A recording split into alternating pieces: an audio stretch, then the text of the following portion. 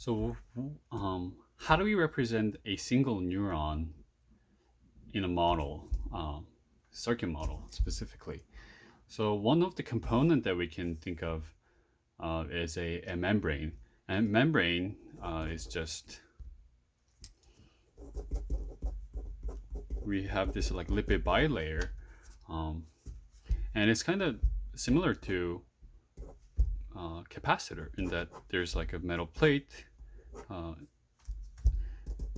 and they have like opposing charges, and there's some distance here, um, and there's like electrical field, and also and there's some like voltage going over voltage differences. And in like neuron, there's like on the outside and inside, there's like a voltage differences. Actually, the resting potential is known as not reset rest. It's like negative 70 millivolt, where this is V out minus V in. Okay. And we can represent this as a Q equals CMV, where Q V is a voltage, obviously, and C is a capacitance, and Q is the charge stored. It's a capacitance of membrane.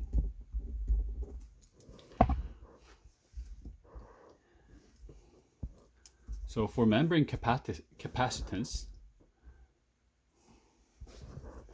we can say dq over dt equal C, the capacitance, membrane capacitance, dv dt. Or we can say this dq over dt is like the current, because how much charge is moving at this time, which is the current. So there's the same thing as I equal membrane capacitance dv over dt. And this membrane capacitance is proportional to surface area of the cell membrane. This is proportional to surface area.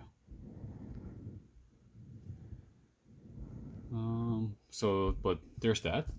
And we can also think of a resistance or conductance, whatever suits best. So we have these ion channels on the wall of cells. Ion channel. And as we know, like potassium, sodium, chlorine, etc. And this ion channel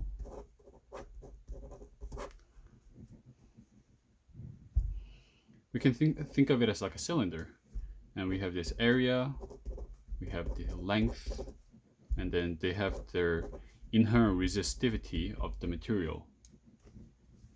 And this is kind of similar to resistor. Obviously, as the area gets bigger, the resistance decreases. The longer it gets, the resistance increases.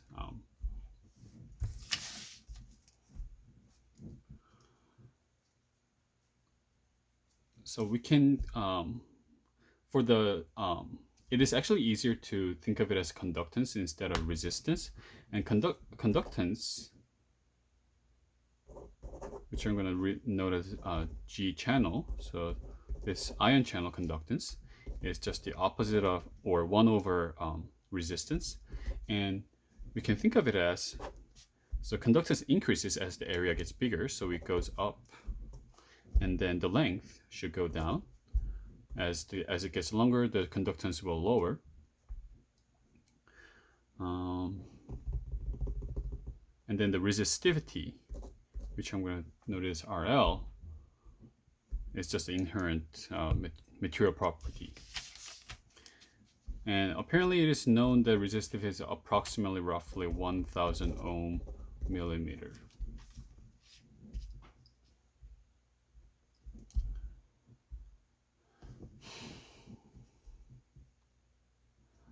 And so now that we know the capacitance or capacitor, the cell has sort of capacitor and resistance, we can represent a neuron like a circuit. So we have this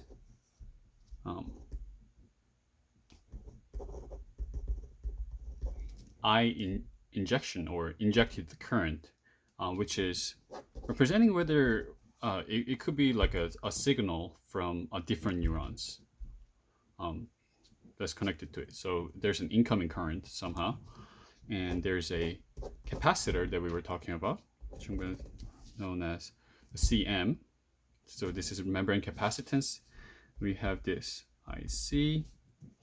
Then we have resistor. And instead of R, I'm going to put G as a conductance, and IG. And there's some membrane voltage going across.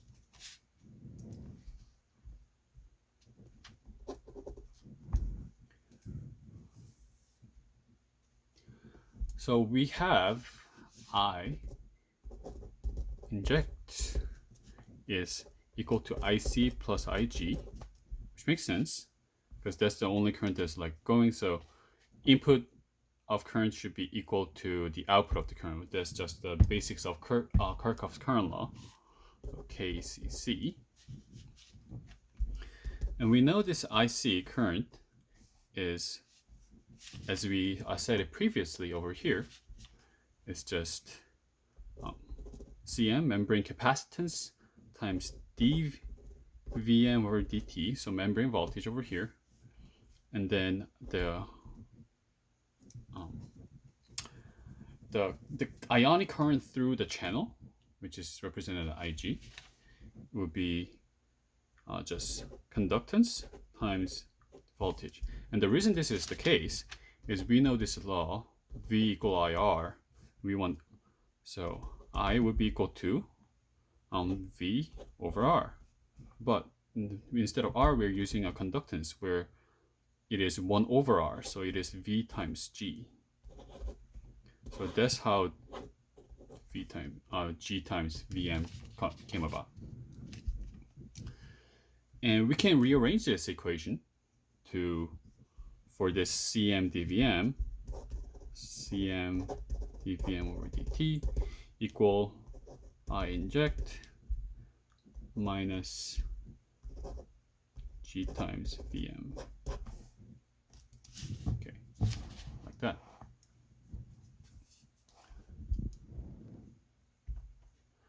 And oftentimes, never mind.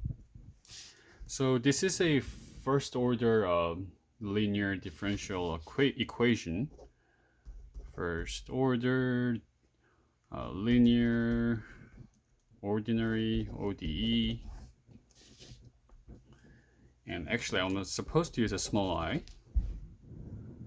And if we solve this, we get VMT equal I injection Rm and 1 minus E minus to the power of T time constant.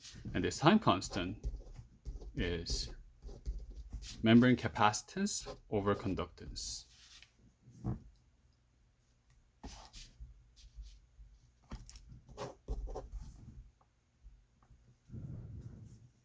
And this is assuming the constant injected current. So I inject is constant, which could be a reasonable assumption if you're the one who's like providing the current with like those like pokey metal poking sticks. Anyway, so in graph, what it looks like is T, and then this is Vm.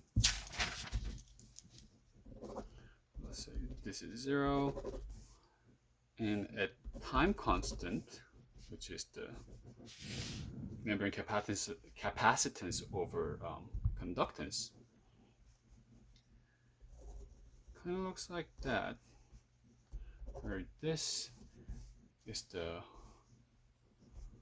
I inject times resistance of the membrane. So that's like 100% steady state. And at the time constant, this is 63% of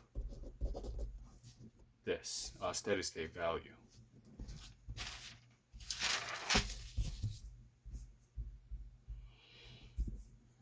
So now we're going to go a little deeper into how we model it. We have same injection current going this way with the same membrane or capacitor, which is represented as Cm, membrane capacitance, which will have the current, capacitor current going here. And there are actually many type of ion channels. There's a sodium, potassium. So instead of just putting all of them into one resistance or capacitor resistance, we're gonna make them separate. So we have sodium, we have potassium, and we're going to put a leaky resistance, which is basically everything else besides sodium and potassium.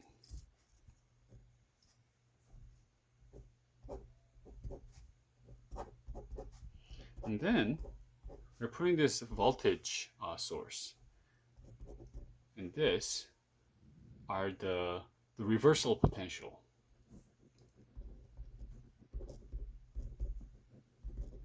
Now what they mean is, I do not know yet, but I'm gonna put it in later. INA, IK, IL. So we have this parallel conductance model. Parallel conductance model.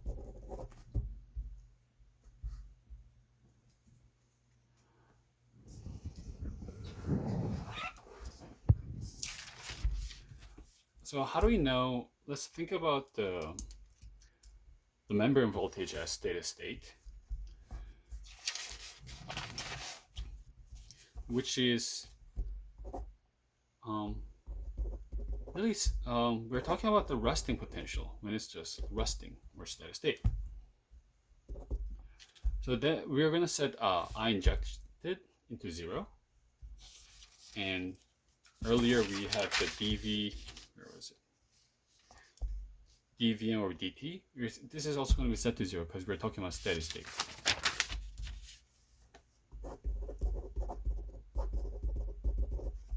And I injection goes to 0.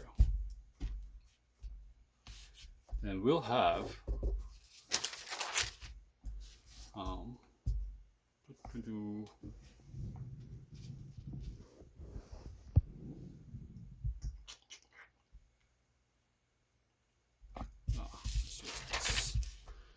so Cm dV dt equal I inject minus GV. Well, this is 0. dVm dt is 0. So this left side becomes 0. Let's go here. 0 minus G sodium,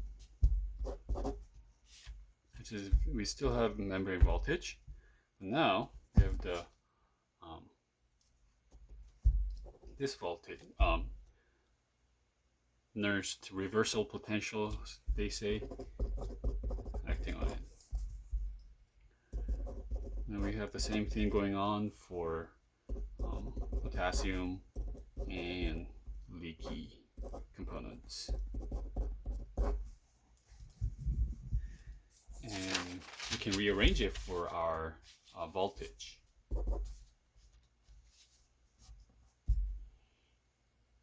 So all this negative signs goes away, and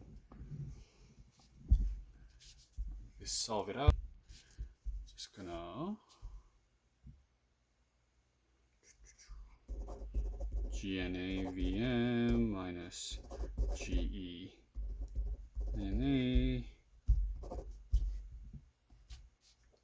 It's going to turn all this into positive.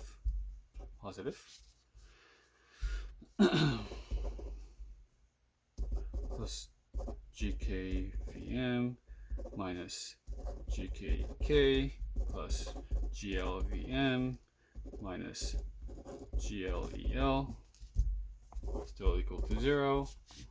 And we want all the VM to the other side. So GNAVM minus GKVM minus GLVM. And we have negative GNAENA, negative GKEK, negative GLEL. And we can flip the sign, and this gives us this, and the positive version of that. And so VM becomes GNAENA plus GKEK plus GLEL all over GNA, GK, GL. Oh. So what this equation is saying is that the resting membrane voltage,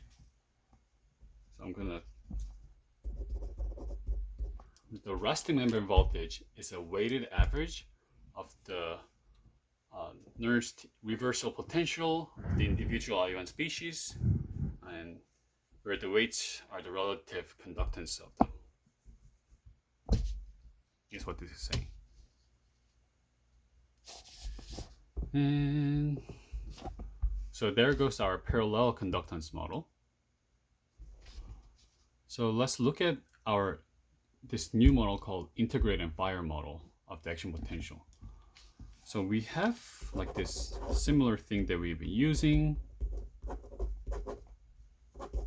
Capacitance, which is the membrane, and the resistance for the ion channel, and then this reversal potential, and there's some membrane voltage going through. Great. NGL, EL, CM, ICM, IL. Okay. So going back to this equation that we had before, we know we can get CM dV over dt, which is I inject minus GV. Okay. So I inject, there we go. I inject minus GL, but now it would have been just regular voltage, but now we have the EL going on, so VM minus EL is what we have. But we can also write it as for the time constant, which is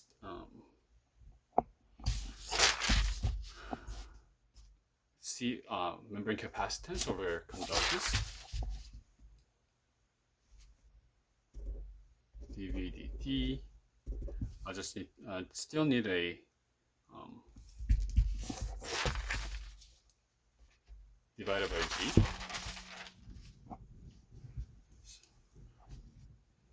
So I'm going to divide it by G on both sides. So this I inject have GL on it minus VM plus EL. And the reason we did that is to make it a little easier when we were like solving for this differential equation. And so if we solve for it,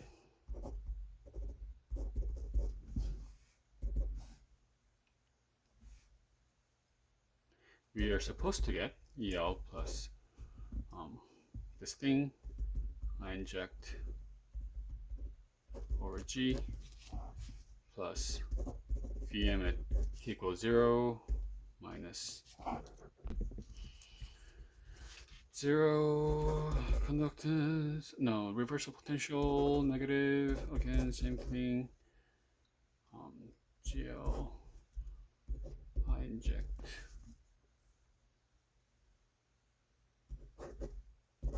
e to the negative t time constant. Supposed to get this.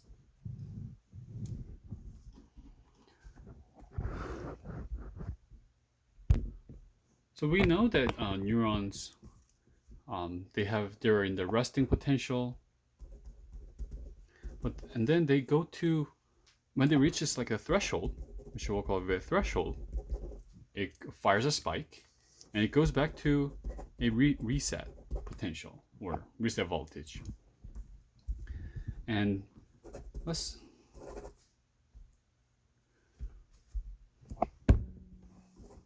so how would we find the time that it takes to get to the threshold? And the time that it takes to get to a threshold, we're going to define it as ISI. What ISI stands for is the interspiking interval. So in order for us to find the threshold voltage, V threshold is Vm, the membrane voltage, at time ISI, interspike interval. And that is what we have over here, except that I inject G plus the membrane voltage is, we're going to say that reset. So for simplicity, we are defining at time 0 is reset voltage, or yeah, negative EL, negative I inject GL, E negative T, time constant membrane. Okay. And what we can do is we can solve for interstitial time when of interspiking interval. If we solve for it, we are supposed to get time constant ln 1 over I inject over G plus EL minus V reset. I inject G plus EL minus V threshold. And that is the time or the rate, I guess. The rate would be just 1 over T ISI.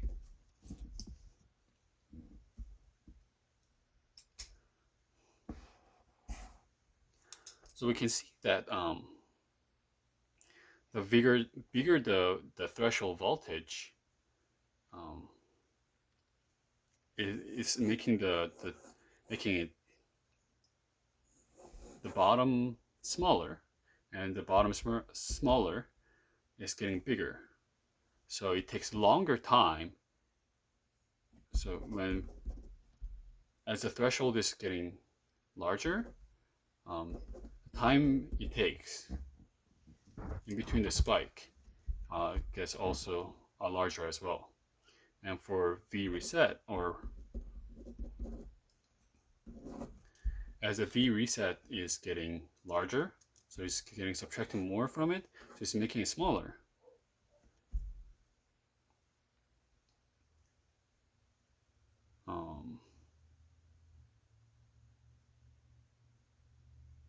Making the top smaller, So the time is actually like the opposite.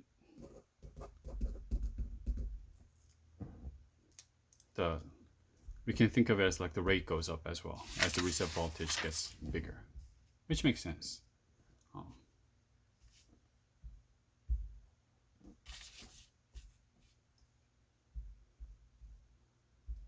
So this is a integrate and fire